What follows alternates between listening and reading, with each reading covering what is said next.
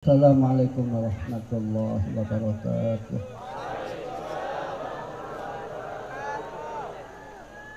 Bismillahirrahmanirrahim. Alhamdulillahi rabbil alamin.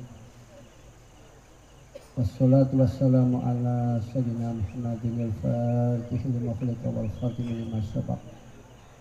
Nasir haqqi bil haqqi wal hadi ila siratikal mustaqim wa ala alihi wa sahbihi haqqa qadrihi wa miqdaril azim. Rabbi shrah sadri wa yassir li amri wahlul 'uqdatam min lisani yafqahu qawli. Assaltukum bil hayyil qayyum alladzi la yamutu abada wa dafa'tu ankum su'abi alfi la haula wa la quwwata illa billahil aliyyil azim. Amma ba'd. Yang saya hormati para habaib, wabil khusus Habib Toha, para ulama, khusus WSPB NU Kalimantan Barat Ismail, antara pengurus NU baik Tugasan dan Fidyah, Bapak pejabat, khusus Bapak Wakil Bupati, Bapak Sujiwas sekaligus beliau Mustasar NU Budaya, para bunyai, para hadirat, mudah-mudahan dimuliakan oleh Allah di dunia wal akhirah, amin ya rabbal alamin. Ayol hudur rahimakumullah. Ada sebuah cerita zaman dahulu yang memperjuangkan Nahdlatul Ulama adalah Al-Mahfurullah Ki Hasyim Asy'ari, Ki Abdul Wahab Hasbullah dan Ki Biji Samsuri. Dua ketiganya sangat berjasa terhadap Nahdlatul Ulama, sangat berjasa terhadap Islam Ahli Sunnah wal Jamaah. Ada sebuah cerita zaman dahulu, Al-Mahfurullah Kiai Haji Abdul Wahab Hasbullah ditegur oleh kiai-kiai yang lain, mengapa panjenengan kiai ibu di Nahdlatul Ulama, ibu di siasah? Maka jawab Al-Mahfurullah Kiai Haji Abdul Wahab Hasbullah, jawabnya, kamu bisa mendirikan pesantren, kamu bisa bebas maulid, ziarah kubur dan lain-lain, sebab saya masuk di wilayah politik, di wilayah siasat. Jadi inilah di antara jasa-jasa ulama Nahdlatul Ulama. Kita bebas tahlil, kita bebas maulid, kita bebas ziarah kubur. Dan bahkan pada waktu zaman dahulu, maka Rasulullah SAW akan dipindah sebab diziarahi, maka NU mengirimkan utusan khusus yang dinamakan Komite Hijaz, yang diperakasai, yang dipimpin oleh Kiai Haji Abdul Wahab Hasbullah pada waktu dialog dengan pemerintahan Saudi, sehingga makam Rasulullah SAW tidak jadi dipindah dan tetap boleh diziarahi. Inilah diantara jasa-jasa Nahdlatul Ulama. Ada sebuah ayat qala ta'ala, wa amma man utiya kitabahu biyaminihi fayaqul ha'umqra'u kitabiyah.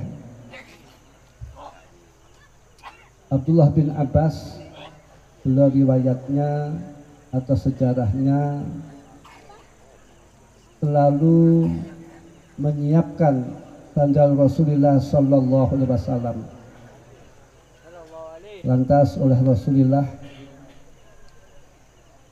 berhubung Abdullah bin Abbas itu khidmah kepada Rasulullah, Rasulullah mendoakan, Allahumma faqihu fiddin walimhu at-ta'wil. Ya Allah, pahamkanlah Abdullah bin Abbas tentang agama dan alimkanlah Abdullah bin Abbas tentang tafsir, dan sehingga Abdullah bin Abbas radhiyallahu anhuma beliau termasuk orang yang paling alim tentang hadis dibandingkan dengan sahabat yang lain. Namun beliau tidak paham tentang penafsiran ayat tersebut. Man itu siapa? Kitab itu kitab apa? Lalu maknanya apa? Iqra'u khitab kepada siapa? Lantas Abdullah bin Abbas bertanya kepada Ka'bul Akhbar. Ka'bul Akhbar ini merupakan orang yang asalnya Yahudi, beliau paham tentang kitab Taurat namun masuk Islam. Kata Ka'bul Akhbar radhiyallahu anhu, beliau mengatakan, besok pada waktu hari kiamat ada ilallah atau kiai atau ustadz diberi buku catatan amal, sebab perilaku seseorang, ucapan seseorang di dunia itu dicatat oleh malaikat. Apapun ucapan seseorang dicatat oleh malaikat. Lantas ada ilallah atau kiai ini ketika menerima buku catatan, yaitu catatan amal, ini dengan tangan kanan. Lantas buku catatan tersebut dibaca. Ketika dibaca, maka ditulislah pahala-pahala dan dosa-dosa dihapus, diampuni oleh Allah Subhanahu wa Ta'ala, dan dia dimuliakan oleh Allah, diberi nur yang mencorong. Lantas ada ilallah, diberi fasilitas oleh Allah untuk menemui kepada santri-santrinya atau pengikut-pengikutnya, dan disuruh oleh Allah memberikan kabar berita atau berita bahagia supaya disampaikan kepada santrinya atau pengikutnya. Ha'umu aikhuzu, ambillah kitab saya dan bacalah kitab saya. Ini khitab atau diperuntukkan kepada santri-santrinya. Jadi ada ilallah atau kiai atau ustadz ini ketika menghadapi santri-santrinya atau pengikutnya, ini mengucapkan ha'umu aikhuzu, ambillah kitab saya dan bacalah kitab saya. Seperti halnya seorang murid yang dapat nilai baik, ini kadang-kadang kan nilainya ditunjukkan kepada kawan-kawannya, saya dapat nilai baik. Lantas kitab tersebut dibaca oleh santri-santrinya atau oleh pengikut-pengikutnya. Dan kata ad-da'i ilallah menyampaikan kepada murid-muridnya, ini merupakan mandat dari Allah Subhanahu wa Ta'ala, merupakan perintah dari Allah Subhanahu wa Ta'ala yang harus disampaikan dan telah disampaikan, bahwasanya kamu sekalian diampuni oleh Allah sebagaimana saya diampuni, dan kamu sekalian diberi pahala atau dimuliakan oleh Allah sebagaimana saya dimuliakan oleh Allah Subhanahu wa Ta'ala. Inilah pentingnya orang mempunyai guru, orang mempunyai kiai, pentinglah ini orang mempunyai imam. Lantas ada ilallah beserta pengikut-pengikutnya atau santri-santrinya dimasukkan di surga dengan cara bergolong-golong. Allah Ta'ala wasiqal ladzina taqaw rabbahum ilal jannati zumara. Lantas ada ilallah bersama santri-santrinya oleh Allah diberi fasilitas masuk surga dengan cara berbondong-bondong atau jamaah atau bergolong-golong. Nah, kita semuanya kita punya ustadz atau kiai.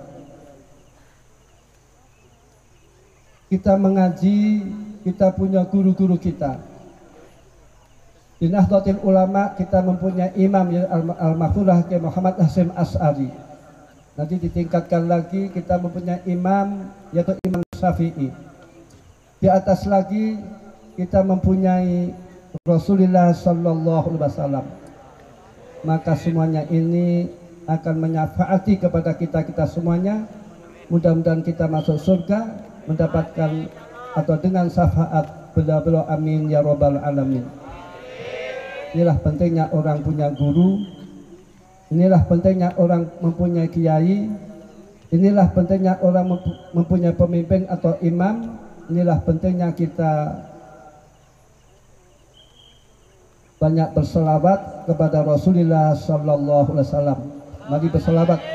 Allahumma salli ala Muhammad, ya Rabbi salli alaihi wasallim. Allahumma salli ala Muhammad, ya Rabbi salli alaihi wasallim. Allahumma salli ala Muhammad, ya Rabbi salli alaihi wasallim. Hingga ada hadis ya dalam Bukhari, oleh Rasulullah Sallallahu Alaihi Wasallam, inna rahmati sabaqat ghadabi, ay ghalabat. Rahmat Allah itu lebih mendominasi daripada ghadabnya Allah atau murka Allah, dengan arti orang itu mempunyai sifat marah, orang mempunyai sifat ghadab atau marah, ya. Orang mempunyai sifat lemah lembut atau kasih sayang. Orang itu perlu mempunyai sifat ghadab atau marah, namun dalam tempatnya. Misalkan saja bila mana orang tidak punya sifat marah, ini juga repot. Nanti misalkan saja ada barang mungkar, dia diam saja. Misalkan saja na'udzubillah min dalik, anak perempuannya atau istrinya dibawa orang lain, diam saja. Ini kan bahaya. Jadi orang punya sifat marah, namun dalam tempatnya. Adapun rahmat Allah atau kasih sayang Allah itu lebih mendominasi daripada sifat murkanya Allah atau ghadabnya Allah. Seperti halnya orang kadang punya kasih sayang, orang punya sifat amarah, namun orang-orang yang baik ini kasih sayangnya lebih menonjol daripada sifat amarahnya. Ada sebuah ayat Allah Ta'ala, kalau orang itu ingin bahagia supaya dengan dua perkara tersebut. Allah Ta'ala, qul bi fadlillahi wa bi rahmatihi wa bidzalika falyafrahu huwa khairum mimma yajma'un. Katakanlah Muhammad, dengan anugerah Allah dan rahmat Allah, maka supaya orang-orang berbahagia. Orang yang berbahagia dengan anugerah Allah dan rahmat Allah ini lebih baik daripada orang yang membanggakan hartanya atau jabatannya dan lain-lain. Sebab umumnya orang itu dengan jabatannya dia bangga, dengan hartanya dia bangga, namun nggak taunya yang paling penting orang itu bahagia atau bangga dengan anugerah Allah. Anugerah Allah, kata Abdullah bin Abbas, yaitu al-ilmu. Orang kalau ingin mulia, orang ingin bahagia, orang ingin selamat dari api neraka, orang ingin masuk surga, ini harus dengan ilmu. Dan ilmu otomatis satu paket, ilmu diamalkan dan diajarkan. Qala Isa alaihissalam, man alima wa amila wa alama yud'a fi malakutis samawati azima. Orang yang mempunyai ilmu serta diamalkan dan diajarkan, maka orang tersebut mendapatkan predikat orang yang agung di kerajaan langit, dan derajatnya hanya di bawah para nabi saja. Inilah ilmunya. Walaupun orang tuanya orang biasa, namun kalau dia menjadi alim dan diamalkan ilmunya dan diajarkan ilmunya, dia menjadi warisul min warasatil anbiya. Al ulama warasatul anbiya, menjadi mulianya walaupun bapaknya siapa saja. Maka kalau orang itu ingin bahagia, orang ingin selamat, orang ingin masuk surga, itu diantara harus dengan ilmu agama. Maka disinilah pentingnya kita mondokkan anak. Orang tua yang mendoakan anak itu rizkinya barokah, rizkinya dimudahkan oleh Allah. Dan juga orang tua yang mendoakan anak, besok bila mana anak itu masuk surga, maka anak akan mengajak kepada kedua orang tuanya masuk surga.